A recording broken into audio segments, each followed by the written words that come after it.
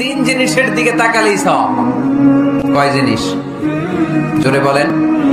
এক নাম্বার আন-নাযার ইলাল মুসহাফ, কোরআনের দিকে তাকালেই সওয়াব, পড়া লাগবে না, পড়লে তো সওয়াব আছে, তাকানো মাত্রই।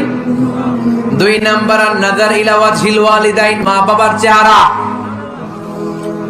মা বাবার খেদমত করলে তো সওয়াব আছেই, টাকা দিলে তো সওয়াব আছেই, কিন্তু মা বাবার চেহারার নজরের দিকে যদি রহমতের নজরে একবার তাকান, একটা কবুল হজ করলে যেই সওয়াব, ওই সওয়াব আমল নামাই দিবে কে?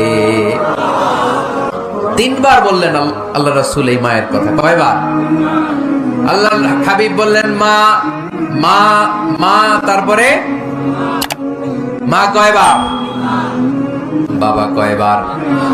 তার মানে ইসলাম মাকে দিয়েছে স্বর্ণ পদক, ইসলাম মাকে দিয়েছে রৌপ্য পদক, ইসলাম মাকে দিয়েছে ব্রোঞ্জ পদক, বাবাকে দিয়েছে সান্ত্বনা পুরস্কার।